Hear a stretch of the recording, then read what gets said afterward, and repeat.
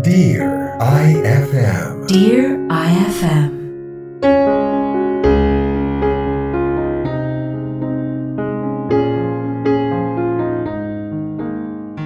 Dear IFM, pagdating sa pag-ibig, kung minsan, hindi mo talaga inaasahan kung sino ang magpapatibok ng puso mo.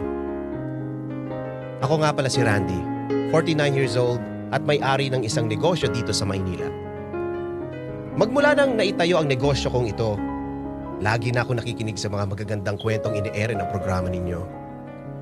Ewan ko ba, hindi naman ako mahilig na manood ng mga dramang palabas pero nawiwili akong pakinggan ng mga kwento sa Dear IFM na kapupulutan mo talaga ng aral at lalong gumaganda pa dahil sa galing ng inyong mga dramatista. Nung una, hindi ako komportable na ibahagi sa inyo ang kwento ko. Pero naisip ko rin, wala naman sigurong masama kung mapapakinggan nyo ito. Ang hiling ko lang, sana ay huwag nyo naman sana akong husgahan, pati na rin ang taong hindi ko inaasahang magiging mahalaga sa buhay ko.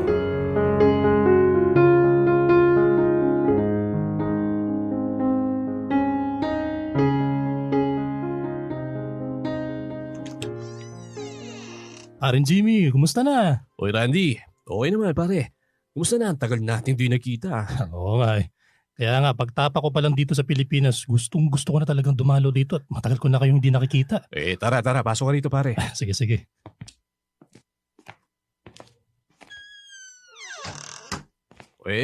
Ano naman dahilan pare at nagdesisyon ka na umuwi dito sa Pilipinas?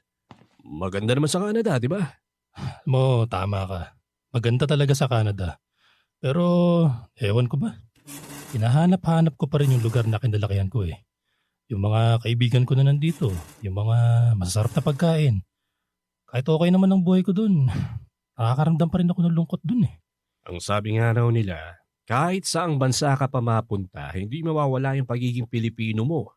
Hahanap-hanapin mo rin ang bansang sinilangan mo. Corny, di ba? Corny lang pakinggan pero totoo yan pare. Oo nga pala, Jimmy, condolence nga pala. Nabalitaan ko yung nangyari kay Cora. Salamat Randy. Namimiss ka na rin lalo na nung nabubuhay pa siya. Kasama ka lagi sa mga pinag-uusapan namin. Nagsiselos na nga ako nung kapag lagi ikaw yung bukang bibig niya. Naku pare, huwag pa na akong pinagsaselosan at napakatagal na nun eh. Mga bata-bata pa tayo nun. Kapag nga naaalala ko yung bagay na yan, natatawa na lang ako eh.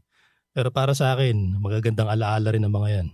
Siyempre, hindi ko makakalimutan ng pagkakaibigan natin. Yun na nga eh. Kaya nga hindi ka nakapunta sa kasal namin eh. Ikaw dapat yung best man ko eh. O talaga Jimmy oh, sinabi ko nang kalimutan na natin yun. Pasensya ka na ha. Nagtataka lang kasi talaga ako. Sa tinagal-tagal mo doon sa Canada, hanggang ngayon, hindi ka pa rin nag-aasawa. Hindi ko tuloy maiwasang isipin na si Cora pa rin ang hinahanap mo eh. Ano ka ba? Bakit ka ba nag-iisip ng ganyan? Sobrang tagal na nun kaya huwag na ako pinagseselosan. Pare, maganda lalaki ka naman ah. Hindi nga halata sa itsura mo yung edad mo eh. Tignan mo kung di tulad ko. Naku pare, hindi naman. Inuto mo pa ako. Hindi nga pare. Totoo yung sinasabi ko. Wala ka bang naging chicks doon? Meron din pare. Sabihin na nating mas bata sa akin. Kaya lang wala eh. Di rin kami nagkatuluyan. Siguro, baka hindi lang talaga para sa akin yung pag-ibig na yan. Pero malay natin, dito ko lang pala sa Pilipinas matatagpuan yung babaeng para sa akin. Hello po, good morning. Ay pare, ipapakilala ko nga pala sa'yo. Anak namin ni Cora, si Elaine. Elaine, si Tito Randy mo. Kayo po pala si Tito Randy. Naku, lagi po kayo nakukwento sa akin ni na Papa tsaka ni Mama. Kamukhang-kamukha mo ang nanay mo. Ano po? Wala. Pasensya ka na. Nagulat lang ako at malaki ka na pala. Dalagang-dalaga ka na. Pare, nagtatrabaho na rin yan. Alain mo nga naman eh, no? Napakabilis talaga ng panahon. Sorry Elaine ha, hindi kasi ako nagkaroon ng pagkakataon na makita ka nung maliit ka pa. Kaya nagulat lang talaga ako. Sige na pare.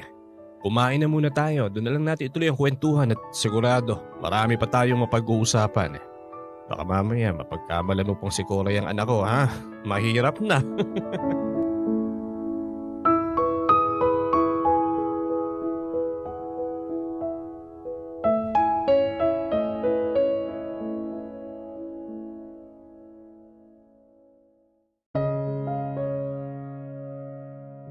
Sobrang nasaktan talaga ako noong pinili ni Cora si Jimmy kaysa sa akin. Hindi niya naman siguro ako masisisi kung nagkaroon ako ng matinding sama ng loob sa kaibigan ko noong mga panahon na yon. Ni hindi ko na nga nagawang pumunta sa kasal nila kahit na inimbita pa nila ako at kasabay nun ay ang desisyon kong pumunta na lang sa Canada sa tulong ng kapatid ko na mas nauna sa akin na nanirahan doon. Pero syempre, sa pagdaan ng panahon, kinalimutan at tinapos ko na ang lahat ng mga pasakit ng nakaraan. At mas gusto ko nang makita at makasama ulit ang mga kaibigan ko dito sa Pilipinas.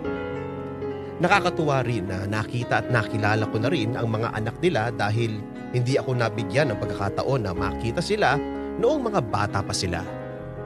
Pero hindi ko maitatangging sa lahat ng mga anak ng mga kaibigan ko, si Elaine ang namumukod tangi. Para sa akin, siya kasi ang pinakamabait at pinaka nakakausap ko sa kanilang lahat. At inaamin kong kapag nakikita ko siya, naaalala ko sa kanya ang nanay niya.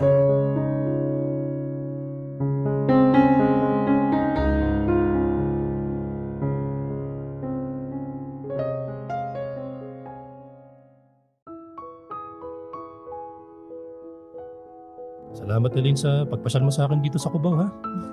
Nahihiya ako sa'yo at nautusan ka pa ng papa mo. Naistorbo ko pa yung Sabado mo. Dapat siguro ngayon nagpapahinga ka o di kaya kasama mo yung mga kaibigan mo para maglibang. Hindi po, okay lang Tito Randy. Sakto naman kasi na wala rin naman akong gagawin ngayong Sabado eh. Tsaka may inaasikaso rin po yata si Papa ngayon kaya hindi rin siya pwede. Yun na nga eh, kaya mas lalo ako nahihiya sa'yo. Pwede naman namin gawin to sa ibang araw na lang eh. Ang sabi ko nga sa kanya, mas maganda kung lalabas kaming buong barkada. Pero mapilit talaga yung papa mo. Pasensya na ho talaga kayo. Ganyan ho talaga yung ugali niya eh. Kaya nga ho kapag may gusto siyang ipagawa sa akin, ayun, hindi na ako nagrereklamo. Tsaka wala rin naman ho ako magagawa. Baka magtampo kapag, ay nako, hindi ko napagbigyan. Alam ko naman yun. Ganyan din ang pagkakakilala ko sa papa mo. Talaga nga naman tong si Jimmy. Oh. Hanggang ngayon, hindi pa rin nagbabago. Ay, naku Tito Randy huwag niyo po akong isusumbong. Pag nalaman ni Papa na sinabi ko sa inyo yun, naku, patay na naman ako dun. Huwag kang mag-alala, wala akong sasabihin sa kanya. Tsaka, alam naman ng papa mo na yun talaga yung ayaw namin na ugali niya sa amin magbabarkada eh. Hayaan mo, sasabihan ko na lang siya sa susunod para hindi rin kita naiistorbo. Naku, di ho, okay lang ho talaga. Tsaka may kanya-kanyang lakad din naman po kasi yung mga kaibigan ko, kaya walang problema sa akin. Gusto ko rin naman ho na makilala pa kayo ng mas mabuti. Alam mo, kakaiba ka. Hmm? Napapansin ko lang, kadalasan sa mga kaedaran mo, wala naman silang pakialam sa mga kaibigan o kamag-anak ng mga magulang nila na ngayon lang nila nakita. Pero ikaw, gusto mo pa ako makilala.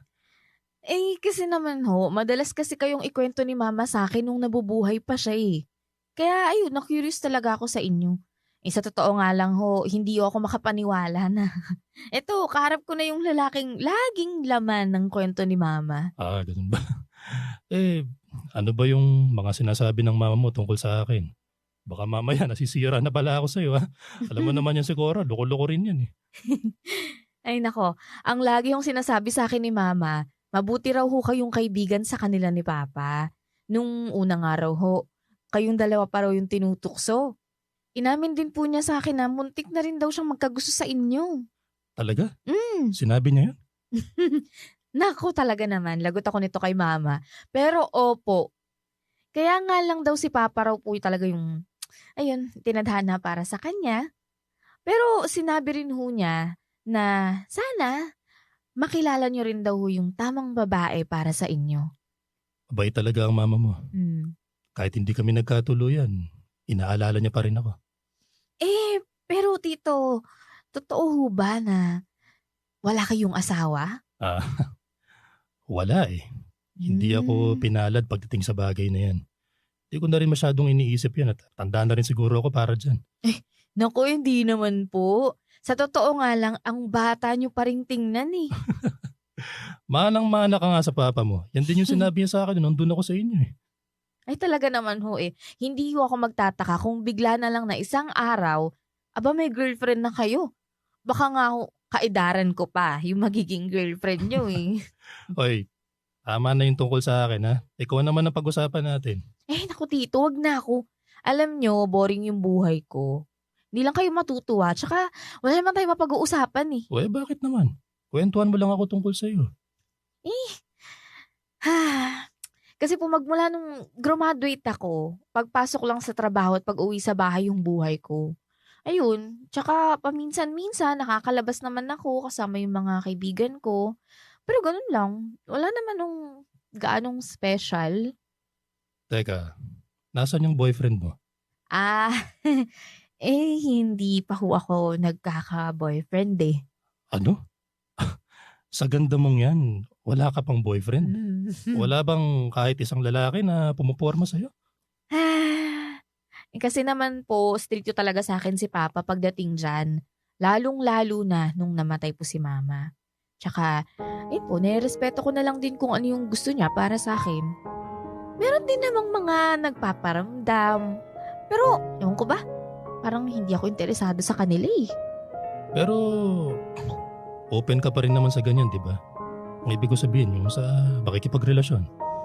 Sa totoo lang po, wala naman akong problema dyan. Si Papa lang talaga ang meron. Pasensya ka na sa itatanong ko sa'yo, Elaine, ha? Napag-uusapan na rin lang natin. Wala naman siguro masama kung itanong ko sa'yo to. Ano bang hinahanap mo sa isang lalaki?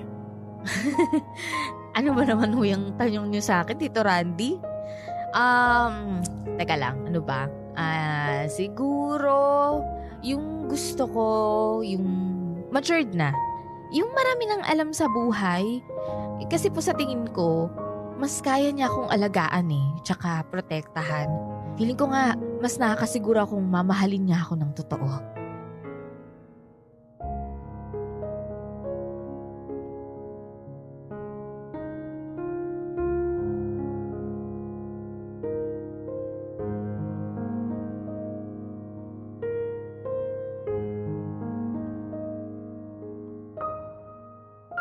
Dahil sa madalas na kami nag-uusap at nagkakasama ni Elaine, meron na akong nararamdaman para sa kanya na hindi ko maipaliwanag ng mabuti sa sarili ko. Ewan ko ba, hindi lang naman ito ang unang beses na nahulog ang loob ko at magkaroon ng relasyon sa isang babaeng mas bata pa sa akin. Pero kailangan kong pigilan ang nararamdaman kong ito. Pinipilit kong kumbinsihin ang sarili ko na hindi tama ang kung anumang nararamdaman ko para sa kanya dahil bukod pa sa malayo ang agwat ng edad ko sa kanya, anak din siya ng mga kaibigan ko. Pero kahit ano pa yatang pagpipigil ang gawin ko, mukhang mahihirapan akong labanan ang puso ko.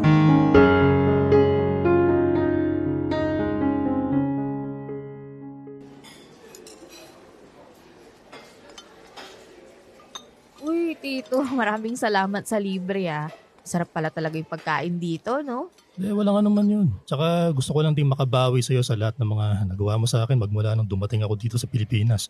Ako ngayon dapat na nagpapasalamat sa'yo eh. Wala po yun, Tito. Masaya rin ako na makilala at nakakasama ko kayo. Tsaka pasensya na rin ho sa mga trip namin ng mga kaibigan ko pagkasama namin kayo Ay, hindi. Nahihiya nga ako. Hindi ako makasabay sa trip nyo pero pinipilit ko naman. Ako nga yung matanda pero ako pa yung saling pusa. Mababait naman yung mga kaibigan mo kaya okay lang. Masaya rin naman daw sila nakasama kayo. Ngayon lang daw sila nakakilala ng alam niyo na, yung sa edad nyo na nakakasabay sa kanila. Ikaw naman, nahiya ka pa. Hindi mo pa sabihin na matanda na ako. Ayokong sabihin, Tito, baka mamaya magtampo kayo sa akin Hindi na ako makatikip ng libre. Di yan, ano ka ba? Basta may panlibre lang ako, walang problema yan. At kung may lakad kayo magkakaibigan at pwede naman ako, kasamahan ko kayo. Yun kung okay lang din sa kanila. Oo naman, Tito. Masaya naman sila nakasama kayo. Ay, teka lang po. Ano nga ho pala yung nangyari dun sa negosyo na binabalak nyo? Yun ba? Okay naman. May mga ilang ayusin pa. Pero sigurado ako tuloy na yun. Gusto ko nga sanang masimulan na para kahit paano kumikita na rin ako eh. Naku, iba talaga yung galing ng ibang bansa, no? Uy, alam ko yung sinasabi mo. Hindi porket galing ng ibang bansa ay marami ng pera. Kung hindi ka magsusumikap at hindi ka mag-iipon, wala rin mangyayari sa'yo. Kung nga dyan ang puti-puti mo. Samantalang ako, ang tagal-tagal ko lang nandun eh. Hindi pa rin ako pumuputi ng ganyan. Ano bang sikreto mo? Ito ho ba? Naku, isa ginagamit ko lang ho na sabon to. White Rose Papaya Soap with vitamin B3. Papaya puti in as early as 7 days with regular use. Yan pala yun. Mm-mm. Minsan nga, makabili ako niya ng pumuti-puti naman ako. Okay yan, Tito Randy. Magandang gamitin yan, promise. Ay, teka ho, mabalik lang ho tayo dun sa pinag-uusapan natin kanina. Yun ho ba yung dahilan kung bakit nagdesisyon na kayong umuwi dito sa Pilipinas? Kung usapang pera rin lang, wala naman akong problema dun eh. Siyempre, pinaghihirapan pa rin kitain yan. Pero, masasabi kong okay naman ako. Yun nga lang, parang may kulang sa buhay ko nung nandun pa ako sa Canada eh. Ewan ko ba? Pakiramdam ko, dito ko makikita sa Pilipinas yung sagot na hinahanap ko. Sa tingin nyo, nakita nyo na ba yung sagot na hinahanap nyo? Hindi ko pa alam. Basta maayos at maganda naman ang buhay ko magmula nang dumating ako dito. Masayang-masaya ako na nakita ko ulit yung mga taong mahalaga at malalapit sa puso ko.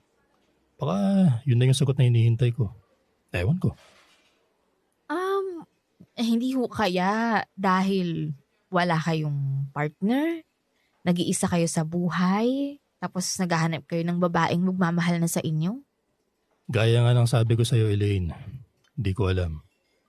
Siguro, panahon na lang makakapagsabi niyan. Tito, gusto mo bang tulungan kitang mahanap yung sagot sa mga tanong mo? Gusto mo ba na punan ko yung mga kakulangan sa buhay mo? Elaine, parang hindi na yata tama yung mga sinasabi mo.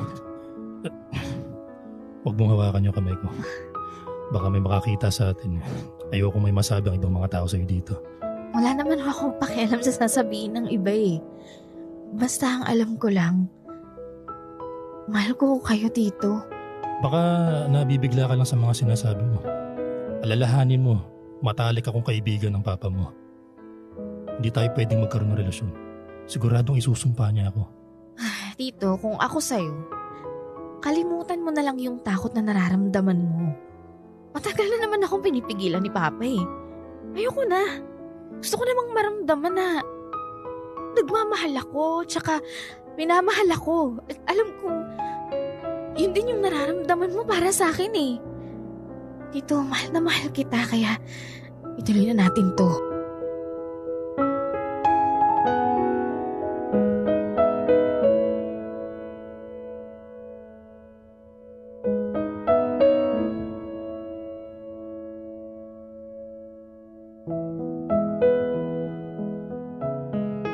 Maaring may mga taong magtataas ng kilay sa amin ni Elaine.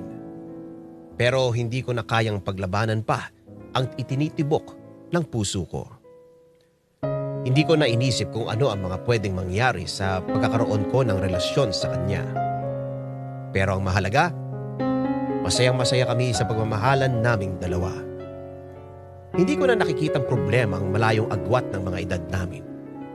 At wala rin akong nakikitang masama sa pag-iibigan namin. Pero isang bagay lang ang gumugulo sa isipan ko.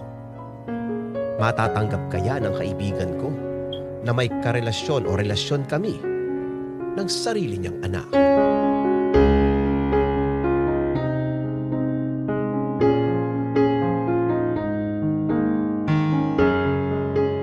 Ipinagpatuloy lang namin ni Elaine ang pagmamahalan namin.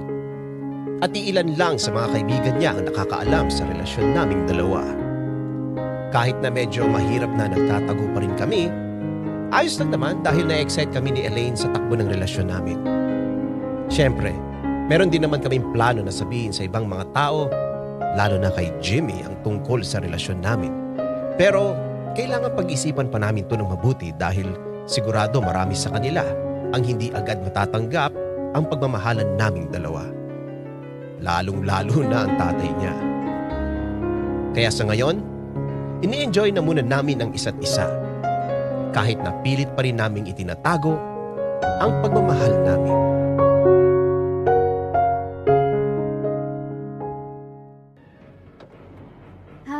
Merienda oh. Ano yung pinapanood mo? Action eh. Mukhang maganda oh. Sayang nga lang, di ko na umpisahan eh. Ano po ka? Samahan mo na ako manood dito. Ang ganda oh. Ay nako, ayoko ng ganyan. Gusto ko yung mga rom-com, ganun. Tsaka luma na yan eh. Gusto ko yung kakapalabas lang. Grabe naman to. Maganda yan oh. Parang naaalala ko na nga to eh. Parang napanood ko na. Paborito namin ni Jimmy to eh. Eh nako, hindi na ako makaka-relate dyan. Sige na, kainin mo na yung merienda mo. Masyado kang nakatutok sa pinapanood mo. Sayang lang yung hinanda ko. Subuhan mo na lang ako. Para mas masarap yung merienda ko. Ay, naku naman, Randy. Ako na nga yung naghanda eh, tas susubuan pa kita. Sige na, di ka naman mapapagod eh. Susubukan mo lang ako eh. Okay, sige na nga. Oo, ito na. Mm. Ah. Sinusubuan eh, tanda-tanda na. Ano ka magalit? Ito naman. Naglalambing lang ako eh. Kasi mangot ka na naman. Ngiti ka nga dyan. Yan. Dapat ganyan. Gusto ko yung masaya ka lang. Ganda-ganda ng ngiti mo. Oh. Sayang naman yung galing ng toothpaste mo, di ba? Ay, oo naman. Unique toothpaste yung lagi kong ginagamit. Unique toothpaste with Max Protect formula. Max Alaga, Max Protectado with Unique. Kaya nga ang gusto ko, lagi ka lang nakasmile para lagi rin gumaganda ang araw ko. O sige na, kiss mo na ako. Ba't ako yung kikis sa'yo? Ikaw na nga yung may atraso sa akin eh. O na kasi mangot ka na naman. Kiss lang naman sa pisngi. Sige na, kapag kinis mo ako, di na kita kukulitin. Nako, style talaga ng mga tito, no? Okay, sige na nga. O pagkatapos ito, tama na. Pisngi lang. O, ayan, Oo. ito na. Ano ba? Ito ginagaya mo na naman si Bossing, no? Okay lang yun. Gusto mo naman, di ba? O pakis pa nga ako. Anong ibig sabihin nito? Pare, Papa, akala ko mamaya pa kayo darating. Naiwan kong bukas. Hindi nyo pa sinasagot yung tanong ko ha. Anong ibig sabihin nito? pare, papaliwanag ako. Huwag mo ako mapare-pare ha. Randy, pinagkatiwalaan kita. Dahil kaibigan kita. Kahit isang beses hindi sumagi sa isip ko na magagawa mong bagay na to sa akin. Kung gusto mong mapanatili ang pagkakaibigan natin. Kung gusto mo maging magkaibigan pa rin tayo, galingan mo ang pagpapaliwanag sa kung ano ang nakita ko, ha? Papa, Bakit mo hinalikan yung anak ko? bitawan niyo si Randy. Randy? Ganyan ang tawag mo sa tito Randy mo? Elaine, sige na. Ako na lang magpapaliwanag sa papa mo. Randy, hindi. Ako yung may kasalanan nito eh. Kaya ako dapat yung magpaliwanag sa kanya. Sorry. Sorry, hindi ko kasi alam kung paano sasabihin sa'yo eh. Pero matagal na kaming may relasyon ni Randy. Mamahal ko siya eh. Hayop kang lalaki ka! Tama na! Huwag masaktan yung boyfriend ko. Elaine, umalis ka dyan! Hindi pa ako tapos sa hayop na yan! Hindi ako aalis dito!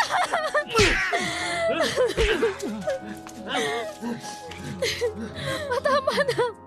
Hindi ko na hayaang suntokin mo ng ganun-ganun na lang yung taong mahal ko. Tama na. Bata ka pa. Hindi mo alam kung ano yung sinasabi mo. Hindi na ako bata. Ay, At alam ko na kung anong nararamdaman ko. Nagmamahalan kami ni Randy. Kaya pa, pwede ba? Pwede ba pabayaan yun na lang kami? yan! Elaine, huwag mong kausapin sa ganyang paraan ng papa mo. Tatay mo pa rin siya. Jimmy, pare, pasensya ka na. Hindi ko alam kung paano papaliwanag mabuti sa ito eh. Pero nagmamahalan kami ng anak mo. Sana maunawaan mo. Hindi, Randy. Hindi si Elaine ang mahal mo. Si Cora pa rin ang laman ng puso mo at hindi ko akalain na hanggang ngayon, galit ka pa rin sa akin dahil ako ang pinili ni Cora at hindi ikaw. Kaya naman ginagamit mo ngayon ang anak ko para makaganti ka sa akin. Lumayas ka sa pamamahit mo. Lumayas ka!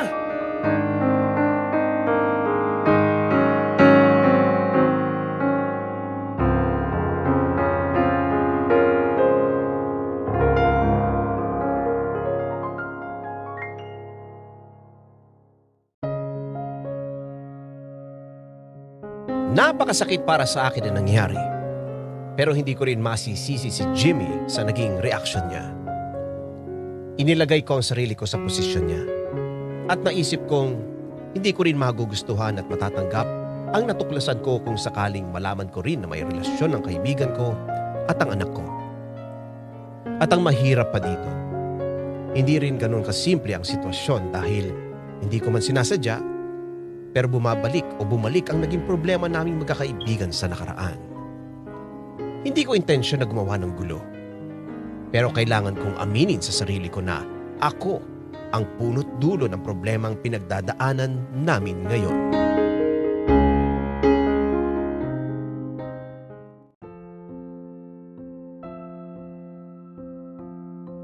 Nagbukas na pala tong shop mo. Ba't di mo man lang ako sinabihan? Elaine, anong ginagawa mo dito? Gusto ko lang na kamustahin ka. Ayun. Kasi ang tagal na nating hindi nagkikita eh. Hindi mo nga ako tinatawagan eh. Elaine, kung ako sa'yo, umuwi ka na. Ayoko mapagalitan ka ng papa mo. Bakit ba ayaw mo makipag-usap sa akin, Randy? Tito Randy, Elaine. Tito Randy. Gusto ko lang na maging malinaw sa'yo. Huwag mo akong tawagin sa pangalan ko lang. Tito mo ako. Hindi, Randy. Hindi ko susundin yung sinasabi mo ha. Tigas naman ang ulo mo eh. O sige, matigas na kung matigas yung ulo ko. Pero kaya ako nandito para ipaglaban ko yung pagmamahal ko sa boyfriend ko. Elaine, tapos na tayo. Hindi pa ba malinaw sa'yo yun? Alam mo dapat sa umpisa pa lang, pinigilan ko na yung sarili ko eh. Ano ka ba? Huwag mo namang sabihin yan. Hindi eh. Kaibigan ako ng mga magulang mo. Pinagkakatiwalaan nila ako. Dapat parang anak lang ang turing ko sa'yo. Kaya sa simula pa lang, mali na talaga kung ano man yung naramdaman natin sa isa't isa. Hindi.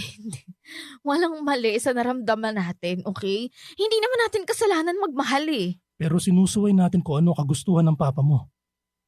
Alam mo, hindi lang sa papa mo eh. Kahit siguro sa ibang tao. Kapag nalaman nila na may relasyon ng isang tao sa anak ng kaibigan niya, ang pangit tingnan eh. Bakit ba naapektuhan kasi isipin ng iba? Mahalaga dito kung ano yung nararamdaman natin para sa isa't isa. Hindi ako maalam sa batas, oo. Pero kung hindi ako nagkakamali, hindi naman bawal sa batas yung naging relasyon natin ah. Oo, sige. Medyo kakaiba dahil sa agwat ng edad natin, pero hindi naman. Wala naman tayong ginagawang mali ah. Ewan ko, Elaine. Pakiramdam ko, sinira ko ang pagkakaibigan namin ng papa mo. Parang sinira ko na rin ang alaala ng mama mo sa pakikipagrelasyon ko sa'yo. Randy, sagutin mo nga ako. Kaya ba, tinataboy mo ako ngayon? Kasi, hindi mo talaga ako minahal. Elaine, anong ibig mo sabihin? Ang sinasabi ko lang, hindi kita dapat minahal dahil anak ka ng mga kaibigan ko. Pero totoo yung naramdaman ko para sa'yo. Totoo ba sinasabi ni Papa na ginagantihan mo lang siya kasi sila ni Mama yung nagkatuluyan? Bakit? Nakita mo lang ba sa akin si Mama? Karibal ko ba sa puso mo, nanay ko? Si Mama pa rin ba? Si Mama pa rin ba talaga ang mahal mo? Elaine, kung ako sa'yo, umuwi ka na muna. Magpahinga ka. Maglibang ka. Kung ano-ano na yung naiisip mo eh. Hindi. Sagutin mo yung tanong ko, Randy. Elaine, hindi ko alam. Hindi ko talaga alam kung paano ko sasagutin yung tanong mo. Parang sinabi mo na rin na hindi ka pa rin sigurado sa nararamdaman mo para sa akin.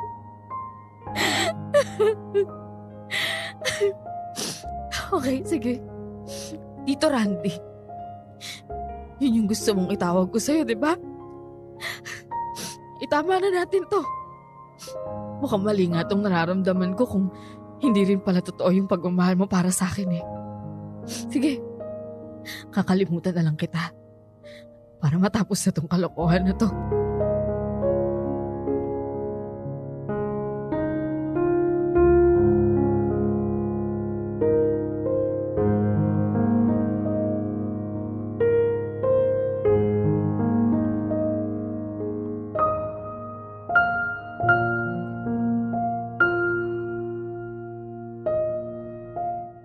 Nang dahil sa mga sinabi sa akin ni Elaine, nagkaroon tuloy ako ng pagdududa sa sarili ko. Kinuwestiyon ko ang pagmamahal na inialay ko sa kanya. At mas lalo akong nahirapan dahil mukhang mas lalo pa akong nakadagdag sa mga pinagdadaanan niya. Ayokong lalo pang masaktan si Elaine sa mga nangyayari. Pero kailangan kong kilalanin pa ang sarili ko at kung tamang tao ba ang pinaglalaanan ko ng pagmamahal ko. Hindi naging madali para sa akin, pero dumating na ako sa isang desisyon. Hindi na ako magkakamali ngayon. Alam ko na kung sino talaga ang babaeng minamahal ko. Tama na yan. Mukhang napaparami na yung naiinom mo. Anong ginagawa mo dito? Huwag mo akong ginugulo dito ha. Di pa tayo tapos. Hindi ko gusto manggulo. Gusto ko lang makausap ko yung kaibigan ko. At ano naman ang gusto mong pag-usapan natin? Yung tungkol kay Elaine. Pwede ba? Tigil-tigilan mo na yung anak ko. Tahimik na yung buhay niya ha. Huwag mo nang pakikialaman. Hindi ko kasi maiwasan na hindi isipin. Nararamdaman kong hindi pa rin siya okay. Okay man siya o hindi. Wala ka nang pakialam doon. At wala na rin kaming pakialam sa'yo. Talaga ba, Jimmy? Kaya ka ba umiinom ngayon? Anong ibig mo sabihin? Hulaan ko. Nahihirapan ka ngayon sa sitwasyon niyong mag-ama. Malamang hindi ka ngayon kinakausap ng anak mo dahil masama ang loob niya sa'yo. Hayop ka, Randy. Ginulo mo ang pamilya namin. Dati wala kami ganitong problema. Masaya lang kami. Pero magmula nang dumating ka, magmula nang bumalik ka ulit sa buhay ko, nasira na ang relasyon namin mag-ama ng dahil sa'yo. Alam ko, hindi ko na ipagtatanggol ang sarili ko sa'yo pagdating dyan. Pasensya ka na pero sana pakinggan mo lang yung sasabihin ko. Ang akin lang, kung gusto mong mapalapit uli sa'yo ang loob ng anak mo, pagbigyan mo na siya sa kung ano ang gusto niya. At sino ka para sabihan sa akin yan? Ako lang naman ang taong minahal niya at nakakaalam kung ano talaga ang kailangan niya sa buhay niya. Jimmy, matagal na siyang naghahanap ng pagmamahal. Pero hindi mo man lang siya hinahayaan na maranasang magmahal at mahalin kahit nasa tamang edad na siya. At ngayon nakilala na niya ang taong paglalaanan ng pagmamahal niya. Hindi mo pa rin siya pinapayagan. Jimmy, mataas ang respeto sa iyo na Elaine. Siguro naman, panahon na para palayain mo na siya. Kung ibang lalaki, pinag-uusapan natin dito, wala naman siguro magiging problema eh. Pero hindi ka tanggap-tanggap sa akin na ikaw mismo ang minahal ng anak ko. Minsan na kita naging karibal sa asawa ko. At hindi ko hahayaan na babawian mo ko sa pamamagitan ng anak ko. Alam kong hindi lang basta yung agwat ng edad namin ang issue mo sa relasyon namin ni Elaine. Kaibigan tayo. Kilala kita. Sigurado akong mas kinakatakot mo na si Cora pa rin talaga ang mahal ko. Bakit, Randy, ha? Itatanggi mo? Kahit na ano pang pagpapanggap ang gawin mo. Alam kong si Cora pa rin ang tinitibok ng puso mo. At hindi ko hahayaan na masaktan ng anak ko ng dahil dyan. Kahit kailan, hindi ko naisip na gumante. Pero aaminin ko, nagduda ako sa sarili ko. Naisip ko baka nga si Cora pa rin ang hinahanap ko. Pero hindi eh. Napagtanto ko, si Elaine talaga ang laman ng puso ko. Gusto ko lang na malaman mo, mahal na mahal ko ang anak mo. Sana payagan mo na kami mahalin ng isa't isa. Natatawa ako na naiinis na nangyayari sa atin. Hindi ko maisip na magiging manugang ko ang kumpare ko. Pero bilib din ako sa'yo. Para maglakas loob ka na puntahan ako dito at sabihin ng mga yan, mukhang mahal na mahal mo nga ang anak ko. Sabi nga nila, para makuha mo ang loob ng pamilya na minamahal mo, kailangan suyuin, kailangan ligawan mo sila. Ito na yung ginagawa ko ngayon. Sinusuyo at nililigawan kita pare. Para sa ikaliligayan namin ni Elaine. Lahat gagawin ko para sa kanya. Kahit alam kong mahihirapan ako makuha ang loob mo. Pero hindi pa rin ako susuko. Alam kong darating din ang panahon na matatanggap mo rin ang pagmamahalan namin.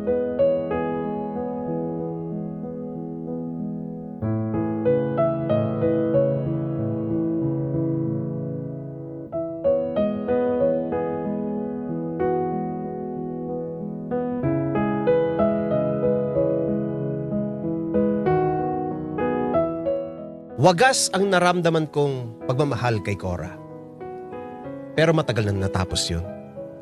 Si Elaine na talaga ngayon ang tinitibok ng puso ko. Alam kong hindi magiging madali para kay Jimmy na tanggapin ang lahat ng ito. Pero hindi na namin kaya pang pigilan kung ano ang nararamdaman namin ni Elaine para sa isa't isa. Sa ngayon, ipinagpatuloy namin ni Elaine ang relasyon namin.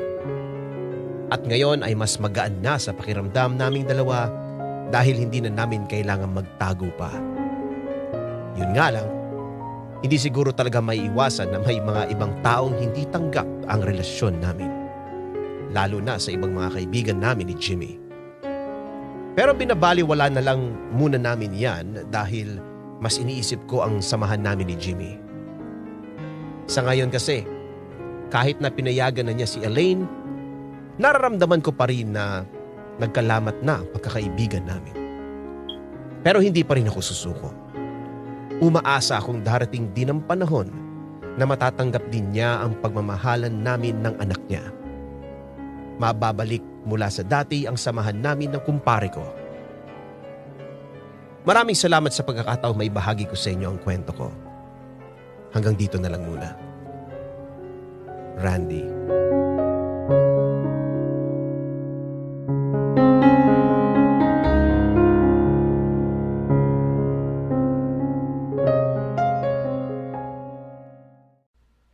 Idol, may kwento ka bang nakakakilig? O di kaya naman may kurot sa puso? Pampagood vibes. O baka naman gusto mo lang makapagbigay ng inspirasyon? Halika! Pwedeng-pwede kang magpadala ng kwento ng buhay mo sa amin. Magpadala lang ng sulat sa email dearifmstories@gmail.com o di kaya naman mag-PM sa official Facebook page namin. Hanapin lang ang Dear IFM at kami nang bahala sa'yo. Malay mo, kwento mo na pala ang susunod na mapapakinggan. Ano pang hinihintay mo? Ikwento mo na yan dito sa amin sa Dear IFM, kung saan una ang kwento mo.